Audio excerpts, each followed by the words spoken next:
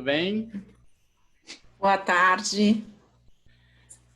Bom, gente, eu falei um pouquinho já para vocês da Sara, ela vai falar melhor, mas a Sara é uma CFO, diferente da maioria dos CFOs que eu já conheci, ela é uma pessoa muito simpática e atenciosa. E ela tem algumas coisas muito legais aqui para compartilhar com a gente. Tem a carreira dela é muito legal, ela já me contou um pouco. É legal acho que a gente pode ter ela até como um exemplo. E ela tem uma experiência vasta, então ela tem muita coisa para passar para a gente aqui, principalmente sobre as coisas que a gente conversou hoje. E ela fez maratonas, eu não sei quem aí já correu, mas assim, é um negócio surreal e é uma experiência fantástica, então acho que ela tem muita coisa legal para compartilhar com a gente, tá bom? Sara, tá contigo, fique à vontade aí. Bom, gente, boa tarde. Como o Fábio falou, eu sou a Sara Veloso. Me formei em administração de empresas, fiz mais tarde MBA em finanças e controladoria e estou há 29 anos na área financeira. Eu gostei da introdução do Fábio quando ele disse que eu sou diferente das CFOs. Semana passada eu tive a oportunidade de ter um encontro com uma executiva bem renomada, né, que é a Rachel Maia. Não sei se vocês já ouviram falar, mas se não ouviram, já deixo aqui a menção para vocês de acompanhar a carreira dela. A Rachel encerrou a carreira dela agora, ela foi CFO e ela encerrou como CEO da Lacoste, com um plano agora de ser conselheira em empresas com alguns pilares específicos. E a Rachel, em algum momento da carreira dela, ela tomou um caminho que é um pouco o caminho que eu também tomei quando comecei a repensar alguns valores, né? E o financeiro, ele é tido como aquela pessoa que não tem tempo, está sempre estressado, está sempre olhando para os números, está sempre olhando para as coisas. Mas números, no final das contas, eles não existem se não existir pessoas atrás desses números, né? Os números, eles são gerados e eles acontecem porque existem pessoas. Existe alguém na empresa gerando riqueza. Quando existe alguém na empresa gerando riqueza, essa é a parte mais importante. Então, a Rachel falou para mim, e eu me identifiquei muito naquilo, quando ela disse assim, que as pessoas chegavam para ela durante muito tempo da carreira dela e falavam assim, você tem tempo? Né? E não, é óbvio que o financeiro não tem tempo. A gente tem prazo, a gente tem que fechar balanço, a gente tem conta para pagar, tem o horário do TED no banco, tem uma série de coisas. Mas a gente tem que ter tempo. Então, quando alguém fala para você assim, você tem um minutinho para conversar comigo?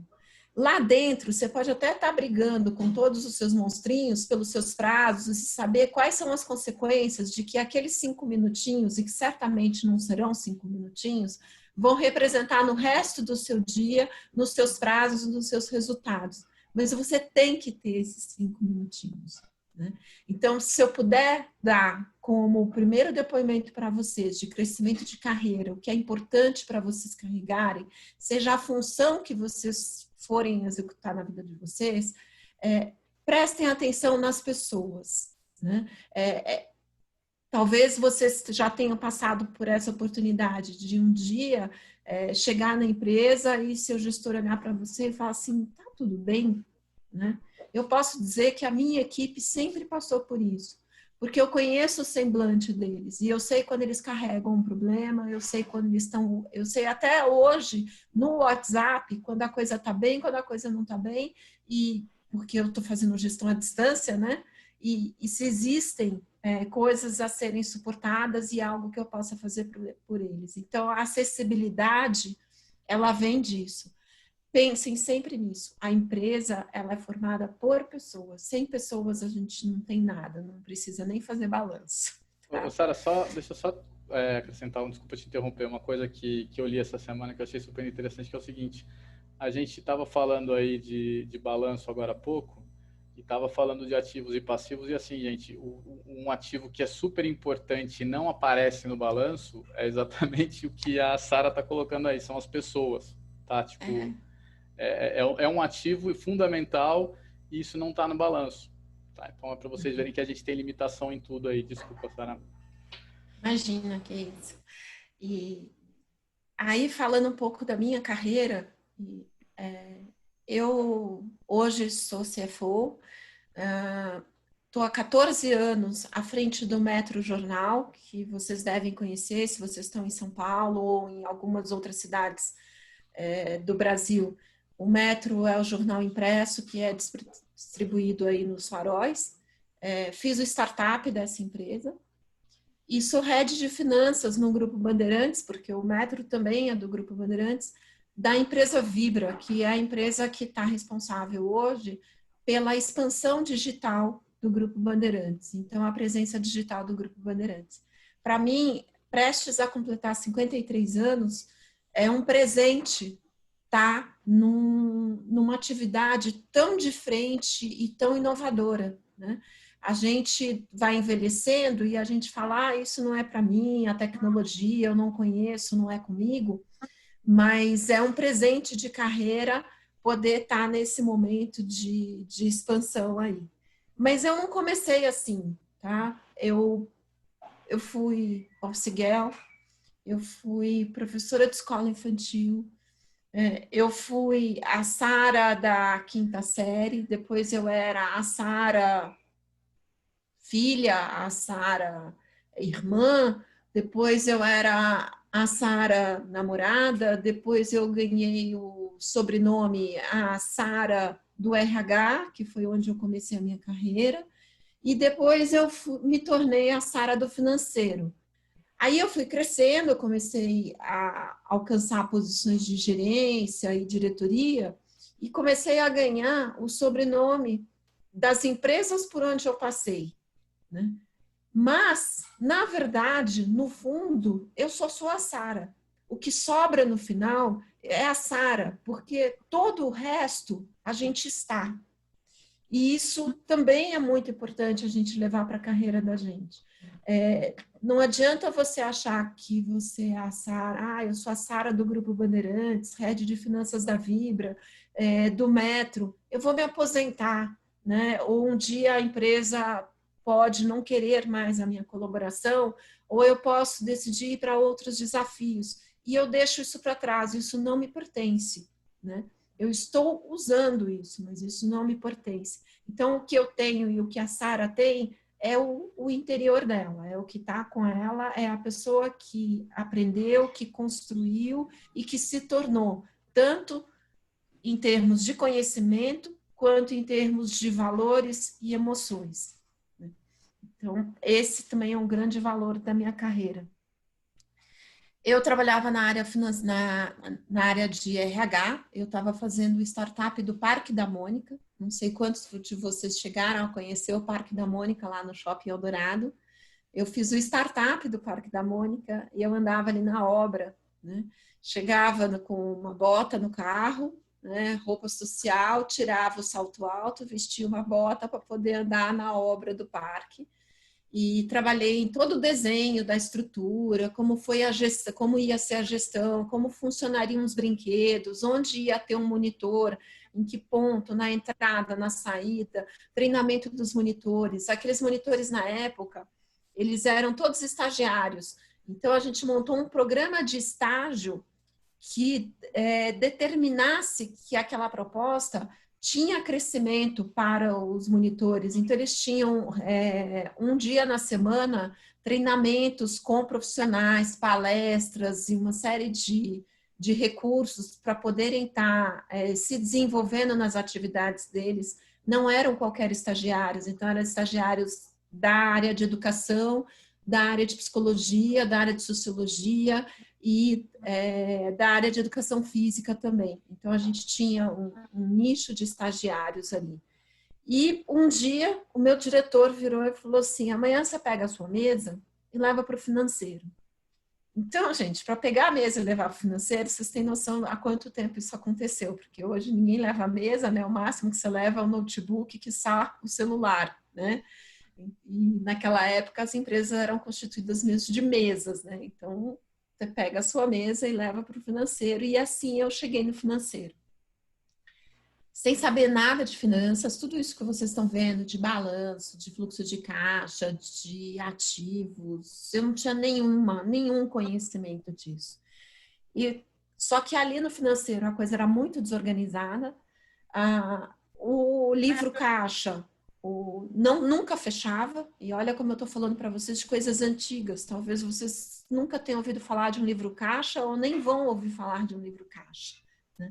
Mas o livro caixa era um livro preto que a gente colocava ali no dia quanto que eu comecei de dinheiro no meu caixinha, como se eu tivesse a minha carteira da empresa, né? E tudo que gastou, comprou papel sulfite, teve despesa de correio, liberou dinheiro para o office boy ir até o banco, né? E no final do dia, quanto que sobrou de dinheiro. E esse livro de caixa nunca batia. Só que eu não tinha nenhuma experiência na área financeira. Eu tinha organização, eu tinha método, mas eu não tinha experiência. E eu tinha 24 anos. Entrando num departamento para ser aquela pessoa que ia ajudar o departamento a se organizar. Aí, a segunda mensagem para vocês, não percam a oportunidade. Se alguém confiou em vocês, é porque essa pessoa enxergou um valor em você. Então, busque este apoio dessa pessoa que enxergou esse valor em vocês e não deixe as oportunidades passarem. O trenzinho da felicidade não fica passando na estação da gente todo dia. Na hora que ele passa, se ele parou, sobe. Depois você vai ver o que vai acontecer. Sejam corajosos. A vida precisa de coragem.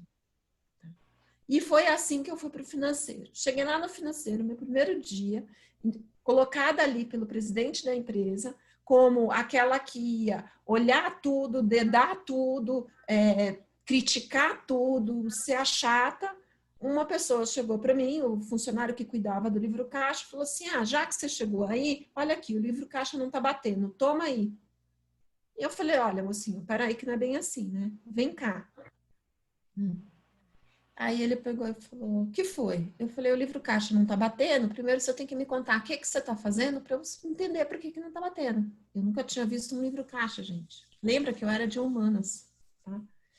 Esse menino sentou do meu lado, e eu fui fazendo ele passo a passo me contar o que era um livro caixa. Quais eram cada informação de cada linha que ele colocou naquela página, porque o livro caixa diário não era mais do que uma página, né? Resultado, ele me deu uma aula de livro caixa, foi ele que me ensinou o que era um livro caixa, e conta de mais e menos eu sabia, né? Aí, no final, eu falei assim, olha, você errou aqui. Aí ele falou assim, nossa, é mesmo. Foi lá, sentou, consertou, voltou, conferimos, e o livro caixa. E eu virei a mestra de livro caixa, porque eu nunca tinha visto um livro caixa na minha frente, né? Aí, outra, né, mensagem para vocês, não deixe as pessoas confrontarem vocês ou amedrontarem vocês, né? A gente tem que confiar naquilo que a gente tem. E quando a situação está perdida, já está perdida, né? Então tenta consertar. Eu ia falar para ele assim, neguinho, eu estou aqui só de olheira, eu nunca vi um livro caixa na vida, eu não faço ideia do que você está falando, eu perderia toda a minha moral, né? Por outro lado, eu me propus a conhecer a história dele, o que ele estava fazendo, a atividade dele, e dali para frente eu segui na minha carreira e cresci. Então foi ali que eu alcancei a posição de gerência, né? Com 26 anos eu tinha 14 funcionários, 14 pessoas na minha equipe, né? Eu não tinha a mínima noção do que era ser uma gestora, e eu fui aprendendo isso na vida. Posso dizer para vocês que eu errei muito, né? Errei demais, mas também tive muitos acertos, né? Tenho muito orgulho de ter formado muitos ex-office boys, porque talvez até pela minha origem, por ter vindo de baixo, eu nunca deixei, na época, o office boy tinha a fama de ficar em loja de fliperama. E os office boys, eles vinham do camp, que é mais ou menos o menor aprendiz hoje, né? E eu falava para eles, olha, moçada, é o seguinte, se não está na rua, está sentado aqui no departamento, do lado de alguém para aprender alguma atividade. Como o parque era um trabalho que a gente tinha, que as pessoas trabalhavam sábado, domingo, feriado, Natal, Ano Novo, Dia dos Pais, Dia das Mães, ninguém queria ficar muito tempo, então eu tinha uma rotatividade grande. E o que era essa rotatividade que eu falava para as pessoas? Você tem que saber sempre o trabalho do próximo, né? Então, os office boys, quando eles não estavam na rua, eles estavam sempre colados em alguém que era a posição que ele ia alcançar quando alguém da empresa saísse. E não é quando aquela pessoa que ele estava colado saísse, porque era a escadinha. Então, saiu alguém bom, então o de baixo vai subir, o de baixo vai subir, o de baixo vai subir, office boy vai deixar de ser office boy e vai entrar como auxiliar financeiro aqui na empresa. Né? Mas por quê? Porque eu já tinha preparado ele antes. Eu criei a cultura. Né? Vocês não vão encontrar muitas pessoas criando essa cultura para vocês. Porque está todo mundo com medo de perder o seu lugar. Só que a mensagem que eu quero passar para vocês é exatamente o contrário. E que é o que eu carrego para a minha vida e o que eu sempre fiz e o que eu sempre quero fazer. Não adianta você segurar o conhecimento para você. Você tem que pulverizar todo esse conhecimento, porque se você não pulverizar o conhecimento, nunca você vai ter alguém preparado para ocupar o seu lugar. E se você não tiver alguém preparado para ocupar o seu lugar, você não vai conseguir ser promovido. Como que eu fui pro metro? Eu estava numa empresa onde eu não era feliz. Aliás, eu descobri que eu não ia ser feliz naquela empresa no meu primeiro dia de trabalho lá. Só que o financeiro não pode ficar pulando. Né?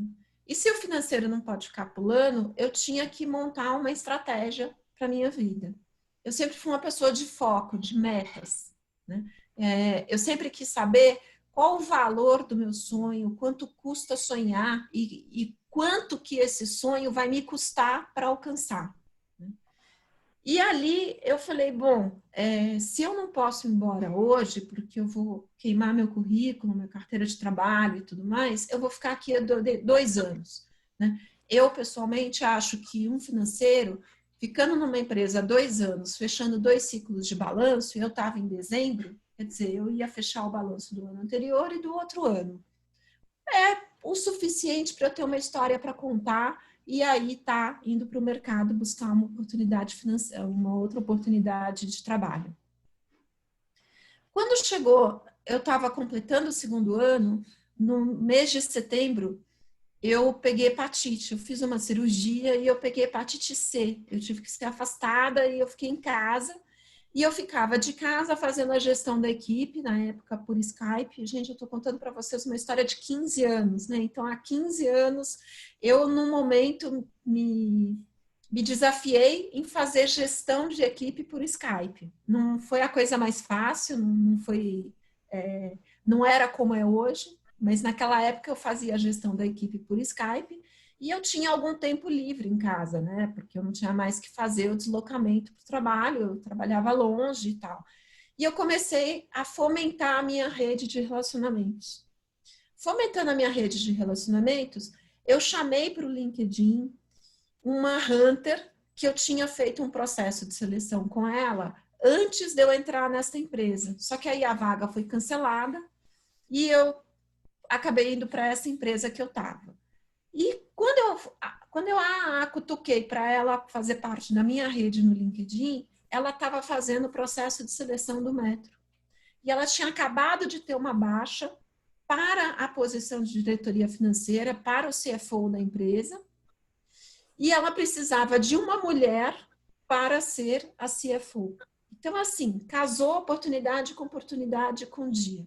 Aí ela me chamou, me ligou, mandou uma mensagem no LinkedIn, a gente trocou o telefone, a gente conversou, e aí ela virou para mim e falou, eu tô com uma vaga, qual que é seu momento? Eu falei, o meu momento é que eu tô ouvindo oportunidades, né? Eu tô bem na empresa que eu tô, e tava mesmo, né? Se você quer trabalhar, não interessa se a empresa é legal ou não é legal, se o gestor é legal ou não é legal. Importa é o trabalho que você está fazendo. O trabalho que você está fazendo, você tem que gostar e tem que entregar ele legal. Eu estava bem, eu gostava do que eu fazia, eu não gostava da forma como o meu gestor fazia a gestão, né? e da forma como ele, de certa forma, me obrigava a gerir o meu time. Isso me me exigia um esforço para ficar contornando situações o dia inteiro, era desgastante. Por isso que eu queria sair, né? Aí a gente marcou um café e eu falei para ela, falei, olha, eu estou voltando de férias, eu não falei para ela que eu estava voltando de licença médica, né, gente? Muito menos de uma hepatite C, que graças a Deus eu venci, né? E não tive consequências maiores. Aí ela pegou e eu falei para ela, olha, eu estou voltando de férias, eu tenho que entrar, estou entrando em período de orçamento, não dá para eu ficar fazendo um monte de reuniões com você, porque ela era daquelas hunters que queria o dia inteiro de testes e de avaliações. E eu falei para ela, não posso ficar me afastando da empresa desse jeito. Aí ela falou, não, eu já fiz seus testes no outro processo, eu conheço você, vamos só tomar um café para eu ver você, entender seu momento, a gente fazer um bate-papo. Bom, moral da história, entrei para o processo. Um dia ela me liga e fala assim: olha, eu tenho 3 horários de entrevista. Qual que você prefere? Às 3, às 4 ou às 5? Eu falei, cara, uma hunter não te liga perguntando qual o horário que você prefere se você não é a bola da vez, né? Aí eu falei, se eu sou a bola da vez, eu quero ser a última, porque eu não quero ser comparada com ninguém. Eu quero que todos sejam comparados comigo, né? Então, eu quero chegar lá, eu quero que os entrevistadores já conheçam todos, já tenham visto todos os prós e os contras de cada um, e eu vou chegar lá e eu vou estourar a boca do balão e essa vaga vai ser minha. Bom, fui para a entrevista, aquele que seria o meu presidente abriu a porta e virou para mim em inglês e falou assim, você se importa se a gente conduzir a conversa em inglês? Porque ali já estava o gerente geral da Metro Internacional para a América Latina na sala, que ele era do Chile, então ou a gente falava inglês ou a gente falava inglês, né? Eu falei, não, eu estudei inglês desde pequena, mas eu não estava com inglês, assim, up to date, mas fui lá. Bom, moral da história, de novo, né? Se eu falasse que eu me importava, eu já estava colocando um ponto a menos para mim no processo da entrevista. Não interessa o que ia acontecer com o meu inglês ali, era o inglês que eu tinha e era o que eu tinha que usar. Primeiro ponto que eu me sobressaí em relação a todos os outros candidatos foi a fluência no inglês. Eu estava numa empresa brasileira, eu mal falava inglês nos últimos 2 anos, porque eu tinha saído de uma multinacional há 3 anos, então eu mal falava inglês nos últimos 2 anos, no máximo eu trocava alguns e-mails com a Alemanha, né? E o primeiro ponto que eu me sobressaí em relação aos demais foi o inglês, né? E certamente, se não foi foi um dos principais fatores decisórios. É muito raro na área de finanças você ter pessoas que falam inglês. E eu não sei a área de cada um de vocês, mas hoje em dia, inglês ele é fundamental. Já foi muito difícil para a gente estudar inglês. Eu agradeço a minha avó todos os dias, que aos 7 anos me matriculou num curso de inglês e eu falava, por que eu tenho que ir a essa aula chata? E a minha avó disse para mim, gente, eu vou fazer 53 anos, tá? Então, mês que vem. Quando eu tinha 7 anos, quer dizer, há 46 anos, a minha avó decidiu que eu tinha que estudar inglês, né? E ela falava, você tem que escolher o tamanho do mundo que você vai viver. Se você quer um mundinho, você não vai estudar inglês. Mas se você quiser todo o mundo para você, você precisa saber inglês. E é o inglês que vai abrir as portas da sua vida. E é a verdade. Eu me formei no curso superior com 35 anos, porque eu comecei a trabalhar muito cedo.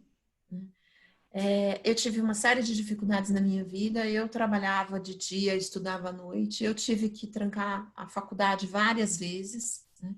Tive muitas vezes dificuldade financeira para pagar a faculdade. Comecei numa faculdade de primeira linha, então eu comecei estudando na PUC e eu me formei na Radial, que hoje é a Estácio, né? Com 35 anos. Eu fiz equivalência de matérias em todos os cursos que eu passei, porque primeiro eu comecei comunicação social, depois eu comecei administração de empresas na PUC e me formei em administração de empresas na Radial. E nesse período da minha primeira matéria no meu histórico escolar universitário, a última matéria, foram 15 anos. Então, eu já era gerente, eu já era consultora, eu já viajava o Brasil, eu já trabalhava nas maiores multinacionais fazendo trabalho de consultoria e eu não tinha curso superior.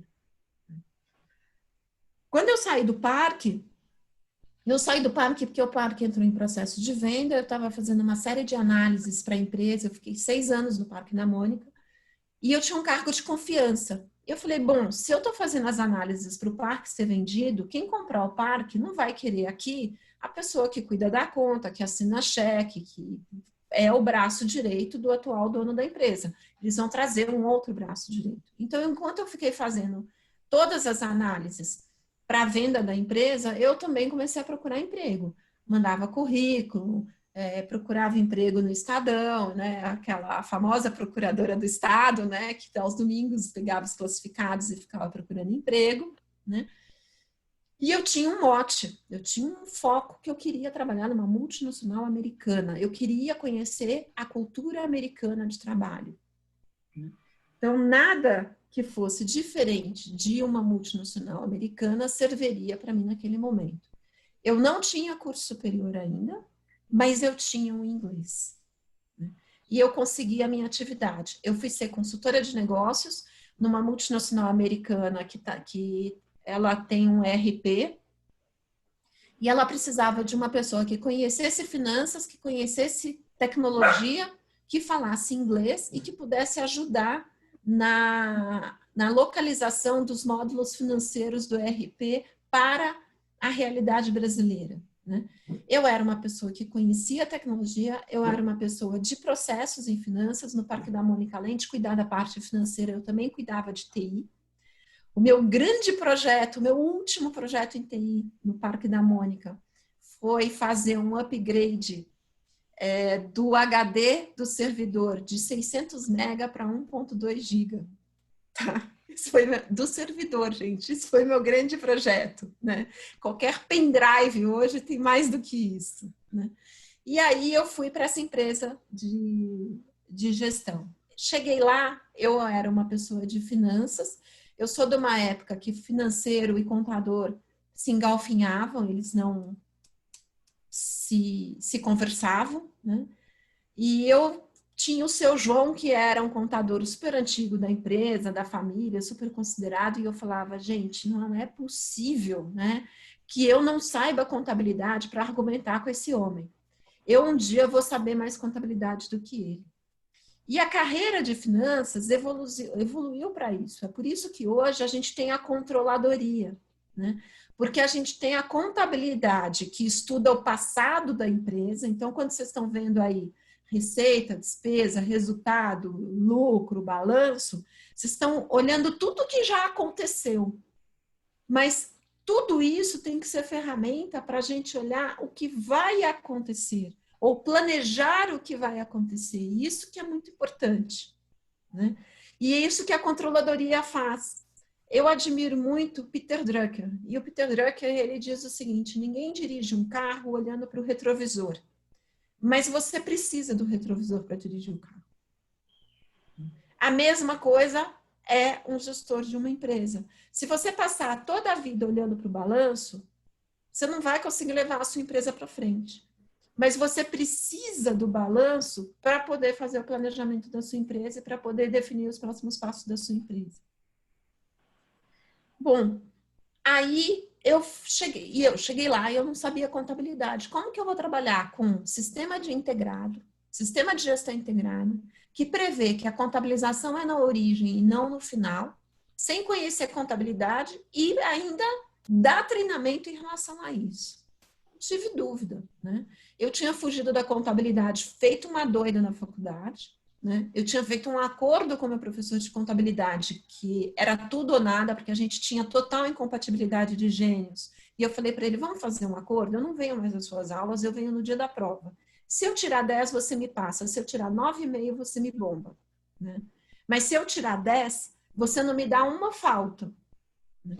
E eu passei, eu tirei 10, e foi assim que eu passei em contabilidade, e eu só sabia aquilo de contabilidade, eu não sabia mais nada.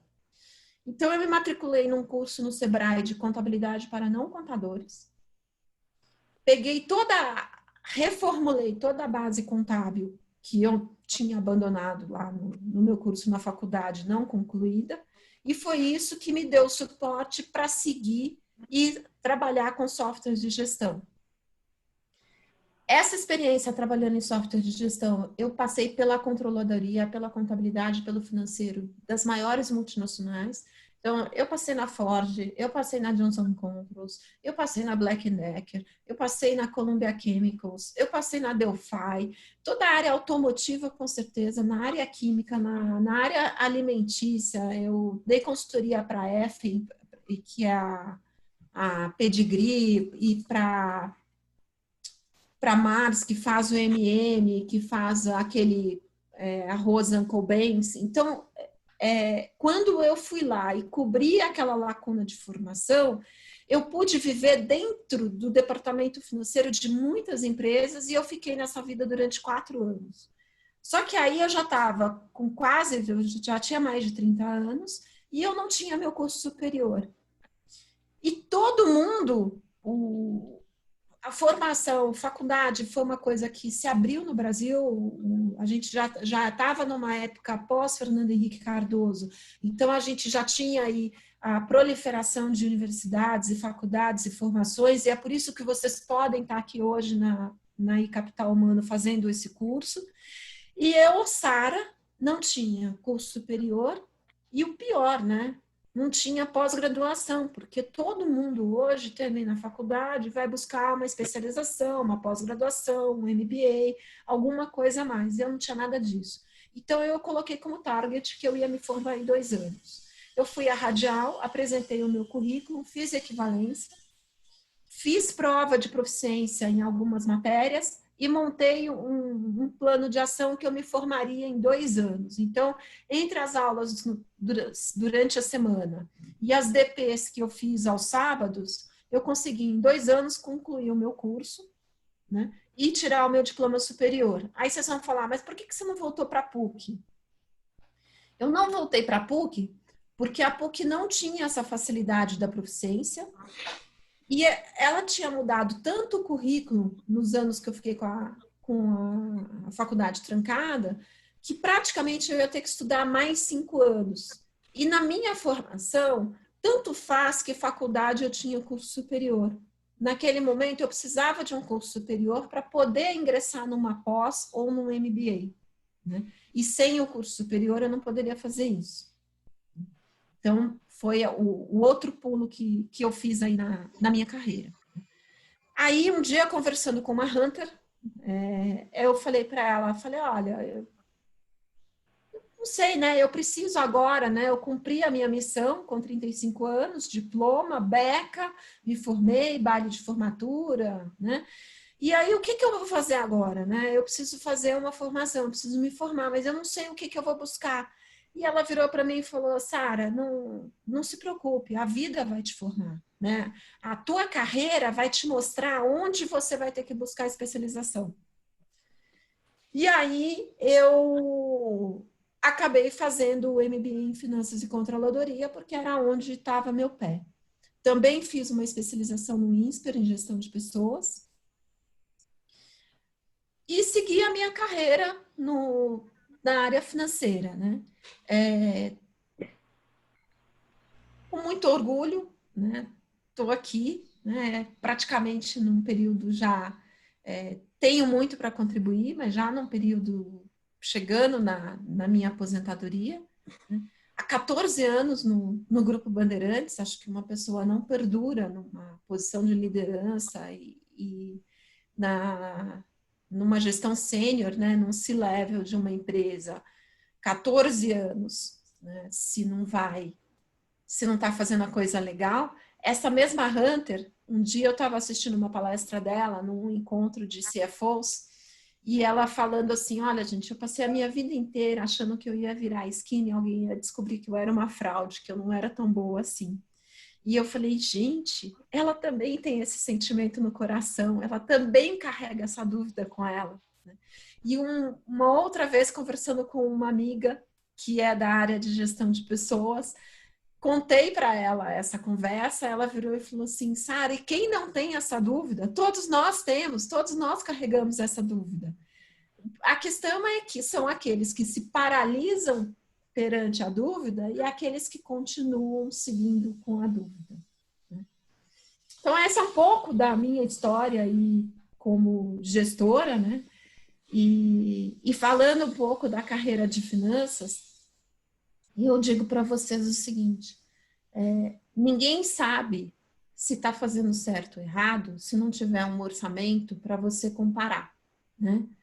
É que nem dieta. Se você não pesar no primeiro dia, você não vai saber se você perdeu peso no final.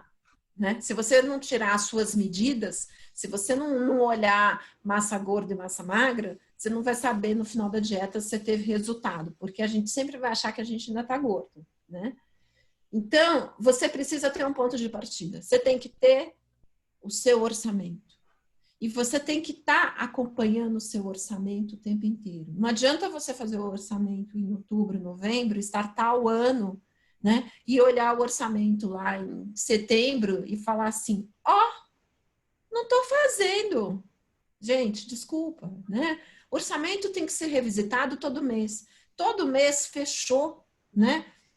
Dia 3, dia 5, você já tem que ter o seu comparativo em relação ao mês e em relação ao acumulado. E você já tem que poder identificar ali quais foram os pontos críticos que estão sujeitos à reavaliação e redirecionamento, né? Você não sai de São Paulo ao Rio sem olhar hoje o Waze no meio do caminho, para saber se você está na pista certa ou na pista errada, né?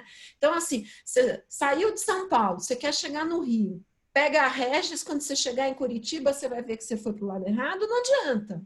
Né? Então, tem que revisitar todo mês. E aí, a gente tem a outra grande dificuldade, que é o nosso fluxo de caixa. Mas eu não consigo imaginar as contas da empresa. Claro, consegue. Né? E isso, para mim, é sempre, traz para o pequeno, traz para a sua vida. Vocês não controlam quanto vocês ganham, quanto vocês gastam? Né? Vocês não olham quanto que entra na casa de vocês e quanto que sai na casa de vocês? Mas a conta de luz de vocês não é o mesmo valor todo mês, é? Não jamais, né? Tem uma variação, sempre vai ter uma variaçãozinha ali, né? Não tem jeito. Exatamente, Fábio. Uma variaçãozinha. Exato. Né? É uma variaçãozinha. Variação muito grande. Mas você consegue colocar uma estimativa se você quiser fazer seu fluxo de caixa de janeiro a dezembro, você consegue colocar uma estimativa da sua conta de luz lá. E Santos, não sei se é o primeiro nome, mas se a variação for muito grande em algum momento, você tem que olhar o que está fazendo aquela variação grande, o que modificou no seu negócio para aquela variação ser grande, e você tem que revisitar a projeção do seu fluxo de caixa e consertar aquele valor. Ô, Sara, acho que a gente tem um caso agora na pandemia, né? Ficou-se um tempo sem fazer a medição, né?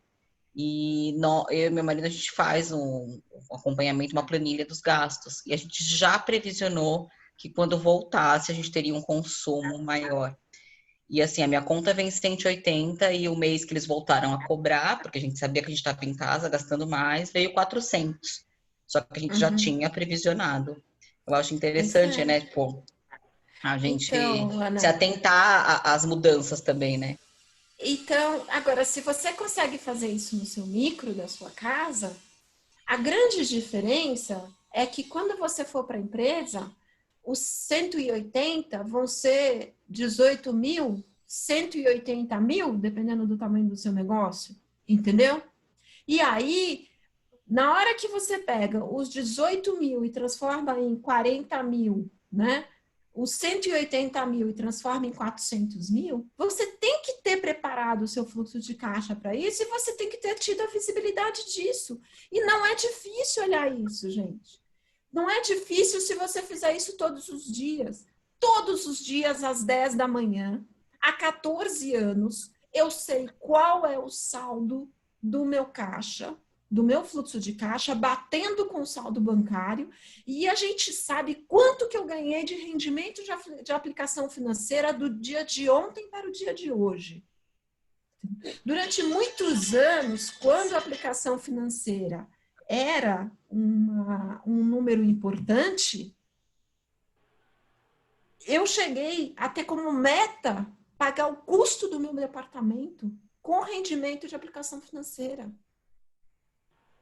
Mas não era uma meta da empresa, era uma meta pessoal minha como gestora, né? Porque eu acompanhava esse número todos os dias. Então, gente, ferramenta financeira, resumindo aqui, né? Ela não foi criada para a gente publicar no balanço no final do ano. Ela foi publicada como ferramenta de uso diário, né? Como ferramenta de acompanhamento constante. E se você fizer isso na sua carreira profissional e trouxer isso para a vida pessoal de vocês, se vocês ainda não estão fazendo isso na vida pessoal, vocês vão ver que no decorrer do tempo vocês vão ser muito mais prósperos, né? Isso, assim, é fato. Ah, Sara, mas você não sabe quanto que eu gasto, você não sabe quanto que eu ganho. Tem alguém que ganha menos que você e guarda dinheiro. Isso eu tenho certeza. Você pode procurar. Tem alguém que ganha menos que você e guarda dinheiro. Então, se você não está fazendo isso, é porque você não está fazendo a avaliação da sua vida. E olha, gente, eu já compartilhei meu nome com Serasa na minha vida, tá? Durante muito tempo. Eu já tive que vender patrimônio para pagar a dívida, porque eu não tinha planejamento financeiro. Porque eu não fazia isso que eu estou fazendo para vocês. E as pessoas hoje falam para mim assim, nossa, Sara, eu queria ter essa liberdade de falar para as pessoas aquilo que você fala. De sentar numa reunião e falar 100% do que eu acredito.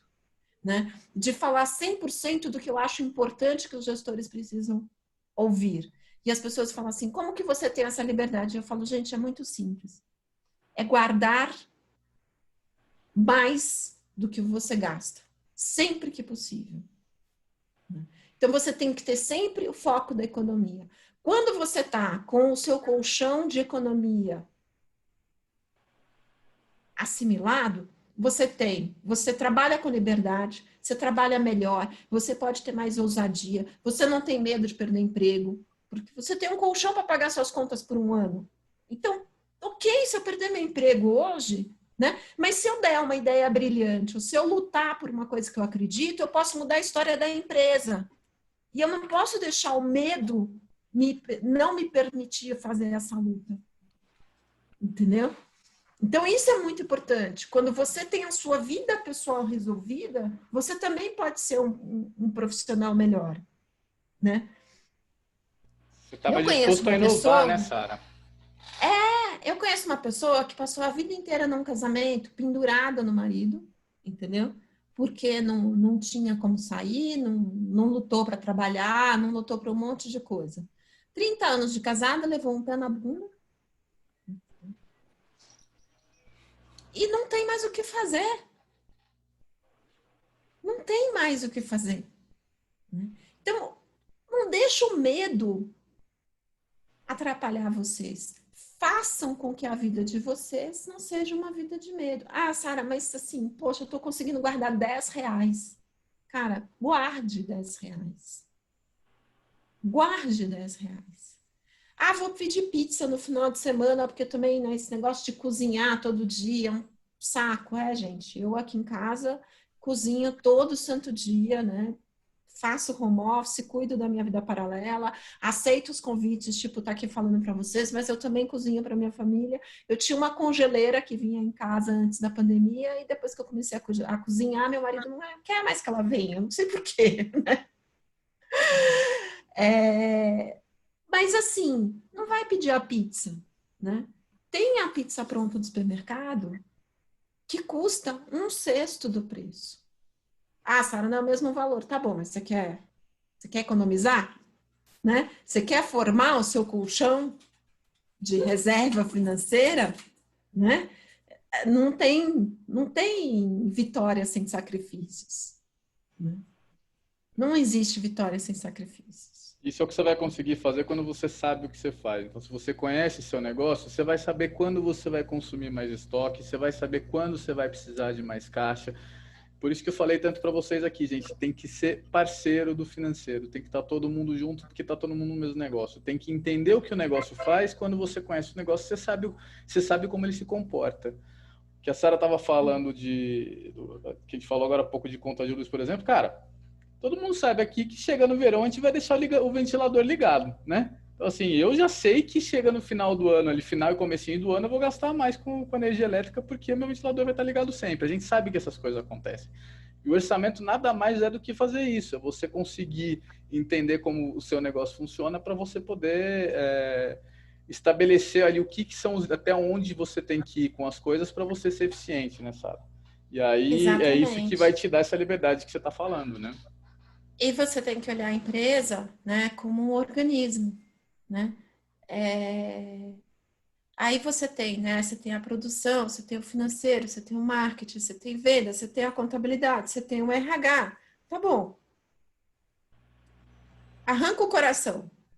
O coração é importante. Arranca o coração, morre. Mas se arrancar os 2 rins, também morre, né? Se tirar o intestino, também morre. Então, uma empresa, ela é um organismo. Melhores gestores são aqueles que conseguem ter a visão total, né? Saber as consequências da sua área na área do outro, né? Uma vez eu estava numa empresa e a gente trabalhava com importação e a gente tinha alguns processos internos também. E aí, para a gente fazer uma venda, a gente tinha que liberar uma importação de um material que estava guardado no estoque da alfândega. Só que eu ia desembolsar um dinheiro muito grande para fazer essa liberação. Eu ia vender uma parte muito pequena da mercadoria que não ia repor o caixa do meu gasto, enquanto que se eu fizesse um outro investimento na empresa, ia gerar caixa imediato, né? E aí eu tinha 2 departamentos brigando e eu falei para eles, olha, o negócio é o seguinte, a empresa está com deficiência de caixa, eu preciso ter operações, quando eu fizer um investimento aqui, eu vou ter que ter investimento que me traga caixa imediato, né? E para o outro que queria liberar, que precisava liberar um lote para fazer uma venda pequena, ia consumir todo o meu caixa e não ia repor esse caixa, eu falei para ele, você quer liberar para atender seu cliente? Vende o resto do lote, a gente libera tudo, faz dinheiro com tudo, e aí a gente está numa boa, né? Então, essas visões são muito importantes, da gente saber quando que a sua ação vai interferir no resto da empresa, dentro de um organismo como um todo. Exatamente, exatamente. E aí, para isso, a gente precisa de disciplina, né? Tipo, é super importante Precisa a de gente pensar nisso. É disciplina. um processo. Precisa, A é um gente, processo constante. a gente precisa disso na vida social e a gente tem que fazer isso acontecer na empresa dessa forma também, né, Sara? Com certeza. E eu falo que quando eu fui para a área de... Quando eu comecei a praticar esporte, né? Eu fumei 17 anos. Esse ano eu estou completando 20 anos de ex-fumante. Eu fumava 2 maços de Hollywood vermelho por dia. 3 cigarros, pelo menos, antes de sair da cama. É muita coisa.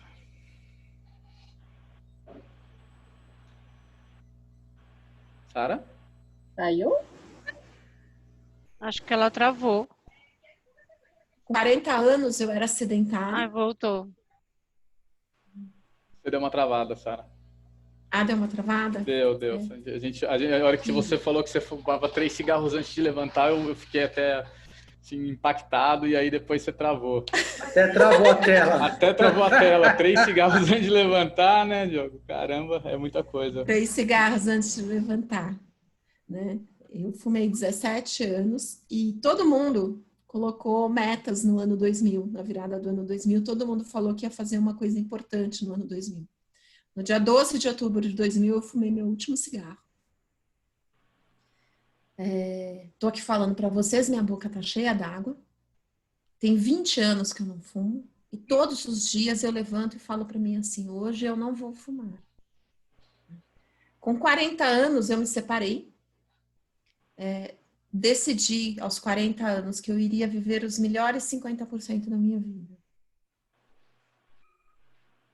Aí o meu irmão e a minha cunhada me levaram até a USP um sábado e me apresentaram lá os grupos de corrida. Eu comecei a me integrar nos grupos de corrida, fiz amizades lá, comecei a fazer caminhadas, trotinhos, prova de 5 quilômetros, prova de 10 quilômetros. E 2009, então eu comecei a correr em 2008. 2009 eu estava correndo minha primeira meia maratona no Rio de Janeiro. 2011 eu corri minha primeira maratona. Depois disso eu fiz meio Iron, que é uma prova que é 1,8 de natação, 90 de bike e 21 quilômetros de corrida. Eu fui quinta colocada da minha faixa etária, dos 45 aos 49 anos, ganhei um troféu e subi no pódio. Depois eu fiz uma prova de 6 horas da caixa, solo, 6 horas pedalando de bicicleta. Fiquei em terceiro lugar geral, olhava para o meu lado, só tinha menina. E eu fiquei lá quase cinquentona em terceiro lugar. Aí um dia eu estava passeando, eu estava andando de bicicleta na USP, não quis ir para a estrada treinar, eu ia muito em pelotão, esses pelotões que vocês veem na estrada de bicicleta. Eu ia muito com eles treinar e nesse dia eu tinha outras coisas para fazer, fui para a USP. Meu marido estava treinando para uma maratona. Eu me atrapalhei ali com o Garmin e dei uma trombada nele, casei com ele. Ele me fez voltar para as maratonas. Eu corri mais 6 maratonas depois. Corri as 6 maiores maratonas do mundo, junto com ele. 44 mulheres no Brasil têm essa medalha, gente. Isso daqui implicou em foco, em desempenho, acordar cedo, organizar o meu dia executiva, com treinamento, com a família, com os amigos, né?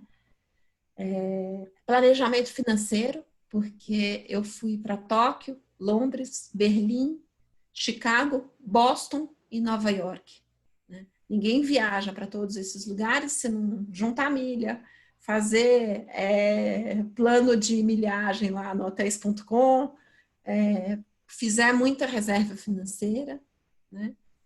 E para viajar nessas cidades, para conquistar essa medalha. Esse ano, até agora, em torno de 6.600 pessoas no mundo completaram esse desafio. No Brasil, nós somos 146 pessoas que conquistaram essa medalha. Eu costumo brincar que aqui em casa é 100% da população, porque eu consegui a medalha em 2019, mas meu marido já tinha feito o circuito em 2018, né?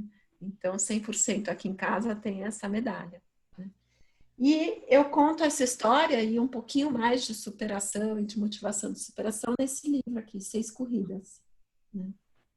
Eu espero que o Fábio tenha feito a lição de casa dele. Aqui do lado. E vou pôr na eu tela vou sortear aqui um livro para um de vocês. O sorteado, por favor, passa o endereço para o Fábio, que eu vou mandar um livro autografado para sua casa. Espero que vocês gostem da história. Gente, isso é o que eu tinha aqui para falar para vocês hoje, né? E espero que tenha sido inspirador para vocês, né? Eu gosto muito de contar a minha história. Se eu gosto de tudo que eu já fiz, não. Mas sem cometer os erros que eu cometi no passado, eu não seria quem eu sou hoje. E eu me orgulho muito da Sara que eu sou hoje. E isso que é importante. Tenho orgulho de vocês. Perfeito, importante mesmo. Obrigada. Sara, muito obrigada, viu? Bom, Obrigada a vocês. A gente falando um pouco de finanças, aí de dinheiro, o moleque acabou de rasgar a nota de 50. 3 anos, ó. Vai ter que ir no banco trocar. Cara, parabéns. Ai, meu Deus. Ouvir o seu relato, traz para a gente os valores e que realmente vale a pena o investimento na família, nos processos, nas pessoas. Parabéns e obrigado por compartilhar. Vale mesmo, gente. Invistam na família de vocês, isso é muito importante. Eu acho que se o objetivo era inspirar, atingimos com sucesso aqui, viu, Sara? Parabéns. Foi? Foi. Eu fiz uma meia maratona uma vez, eu precisei me preparar há muito tempo. Agora ela fez 6 maratonas, ainda tá um meio Iron, um meio. Na verdade, eu fiz 7 maratonas. Ah. Né? Eu fiz o L'Etape no Tour de France também. Em 2014 eu fui para a França, fiz o L'Etape do Tour de France. São mais de 12 mil ciclistas que largam e menos de 200 mulheres terminaram a prova naquele ano. Eu terminei a prova, viu, gente? As ultraprovas aí, né? Então, eu tenho uma amiga que fala que eu sou meia, viu, Fábio? E chorei, acho que do quilômetro 15 ao 21 e lá, eu chorei. Ai, que legal. Quem que tá falando? É Ana Flores. Oi, Ana. Onde você correu a sua meia? Eu fiz na USP. No circuito ali da USP. Mas então, vai ver que a gente correu junto, hein? Pode ser, Sara. Mas é emocionante demais, né? É uma superação, é você com você mesmo. E eu falo que as pessoas que correm, ninguém disputa com ninguém, né? As pessoas se gostam, se ajudam, se incentivam, né? O primeiro capítulo do meu livro, gente, o título dele é o seguinte: Correr é o novo MBA. Eu roubei esse título do Nizam Guanhães. Ele escreveu uma coluna na Folha de São Paulo, mas quando eu corri a minha primeira meia maratona, eu cheguei em casa e falei para o meu irmão, todo mundo tem que se propor a um desafio de sair da sua zona de conforto.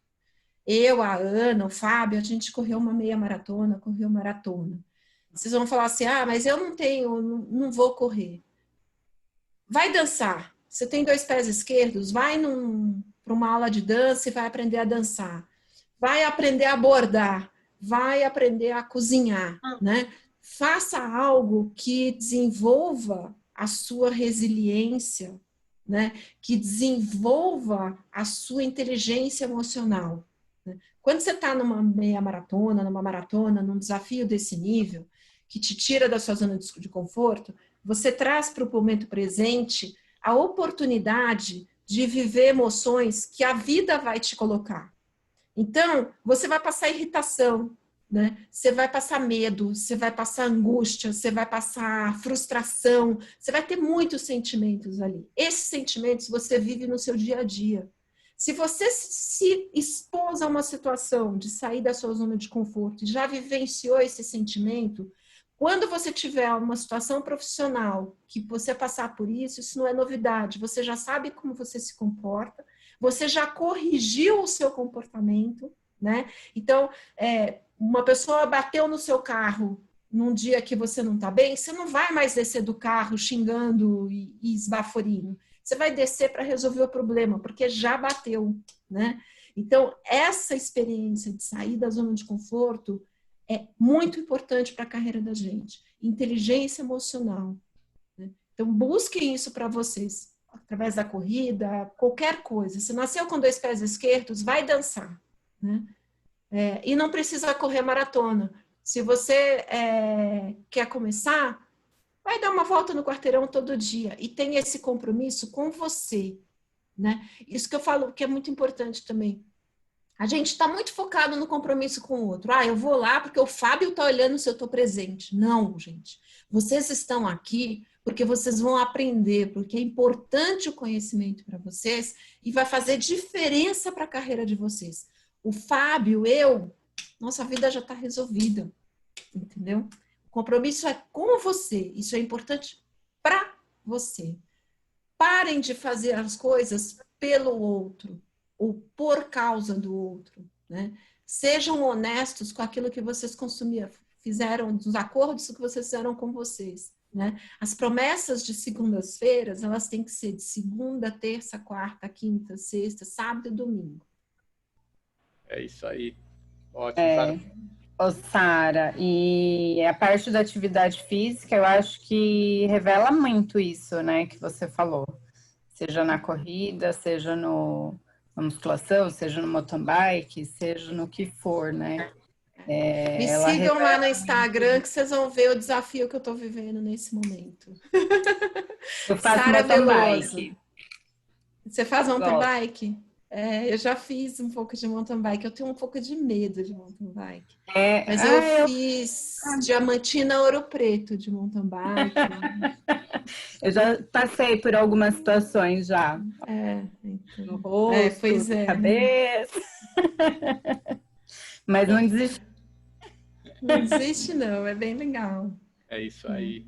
Sara, super obrigado. Vou colocar aqui na tela, gente, para a gente fazer o sorteio do livro da Sara, tá? Tá todo mundo vendo minha tela já? Menos eu, né? Eu não... Ah, você não tá vendo minha tela? Não, eu tô vendo a tela, mas meu nome tá aí. Seu nome tá aqui? Tá aqui. Por Tá. que eu tinha colocado aqui? Desculpa, gente. Verdade. Pronto, beleza. Somos 13. Tá faltando o nome de alguém? Me parece que não. Não tá. Então tá. Acho que o 10 aqui, ô Fábio, tá só escrito nome no 10. Aí, ó, viu como é que tá? Fui fazer a ordenação aí no Excel, ficou desse jeito. É isso, né? Então deixa eu refazer a numeração aqui, tá? Rapidinho, gente. Desculpem as falhas técnicas aí, tá? China faz parte. Então, vamos lá. Gente, eu pedi isso para o Fábio antes de entrar, então... Vamos no número aleatório de 1 a 14, beleza? Vamos rodar aqui. Ops. É aleatório entre. Aí, ó. Vai. Fica sem usar as formas, dá isso. 5. Carla. Levou o livro. Aí depois você me passa aí seus dados, por favor, Carla, para eu cuidar disso. Energia positiva. Muito bem. É isso aí. Sara, obrigado. Parabéns, gente. Obrigado mais uma vez, viu? Foi ótimo ter você com a gente, é inspirador de fato. Acho que dá até uma perspectiva diferente aqui. Eu passei a manhã toda falando com eles o como é importante que a gente entenda que finanças não é simplesmente o número, mas é um reflexo do negócio, e acho que você contribuiu muito aí para a gente ter uma visão mais concreta disso. Obrigado mesmo, viu? Mais uma vez. Eu que agradeço, obrigada a vocês, gente. E a gente vai se encontrar aí outras vezes, eu espero, tá bom? Fábio, obrigada aí pelo espaço da aula também. Imagina, eu te agradeço demais. Valeu mesmo. Obrigada, gente. Obrigada, Sara.